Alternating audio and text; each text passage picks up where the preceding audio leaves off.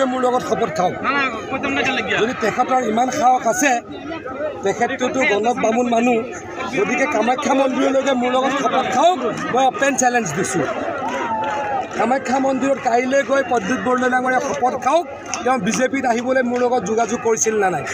আপোনালোকে আজি প্ৰশ্ন কৰক কামাখ্যা মন্দিৰত কাইলৈ ৰাতিপুৱা প্ৰদ্যুৎ বৰদলৈ আৰু মই যাম আমাৰ পানীখিনি চুই পেলাই শপত খাম যে তেখেতে কওক আহিব খোজা নাছিল মই কম আহিব খুজিছিল কালি মই কামাখ্যালৈ যাম তেখেতক আপোনালোকে এই মাত্ৰ দেখা গৈছে যে মুছলমান সম্পৰ্কে যিবিলাক মানুহ আছে যে বিজেপিৰ প্ৰতি আকৰ্ষিত হৈ পৰিছে আমি সকলোৰে কাৰণে কাম কৰিছোঁ প্ৰধানমন্ত্ৰী আৱাস যোজনা ঘৰ সকলোৱে পাইছে চাকৰি সকলোৱে পাইছে ৰাস্তা পথৰ উন্নয়ন সকলোতে হৈছে আমাৰ মহিলাসকলৰ যদি ক'ৰবাত লাখপতি বাইদেউৰ টকা পাইছে সকলোৱে পাইছে গতিকে উন্নয়নৰ কাকোৱে আমি বিভেদ ভাৱেৰে চোৱা নাই বেলেগ দৃষ্টিৰে চোৱা নাই গতিকে এবাৰ মুছলমানেৰে জাগ্ৰত হৈছে কংগ্ৰেছে কৰা অপশাসনৰ কাৰণে আৰু প্ৰদ্যুৎ বৰদলৈ নামৰ মিছা কথা কোৱা ব্যক্তিজনক কোনো ইয়াতে চিনিয়ে নাপায় যোনে ভোট দিছিল লাহৰীঘাটৰ ৰাইজে তাত এদিনো নগ'ল তাৰ গৰাখহনীয়াৰ প্ৰতিৰোধৰ কাম মই কৰিছোঁ হিমন্ত বিশ্ব শৰ্মাই কৰিছে আৰু মথাউৰি আমি বনাইছোঁ গতিকে ক'তোৱে প্ৰদ্যুৎ বৰদলৈ ভোট নিদিয়ে আকৌ এবাৰ কৈছোঁ মই প্ৰদ্যুৎ বৰদলৈ ডাঙৰীয়াক আপোনালোকে আজি প্ৰশ্ন সোধক যে অহাকালি ৰাতিপুৱা তেখেত মোৰ লগত কামাখ্যা মন্দিৰলৈ যাব নেকি তাতে গৈ আমি শপত খাম মই কওঁ তেওঁ বিজেপিত জইন কৰিবলৈ মোক যোগাযোগ কৰিছিল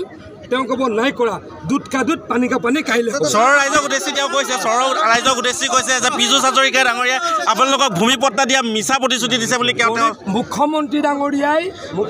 ডাঙৰীয়াই বিধানসভাত কৈছে যে চৰৰ মাটি জৰীপ হ'ব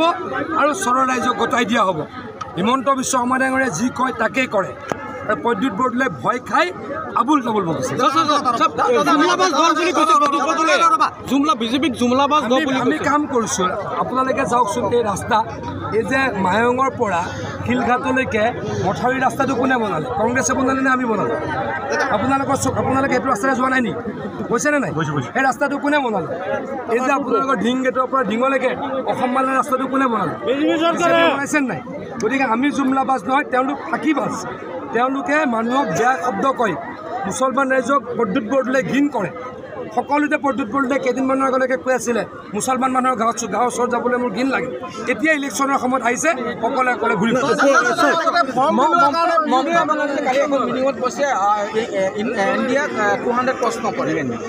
সকলোৱে কৈছে NDA এবাৰ 435 চিটত জিকিব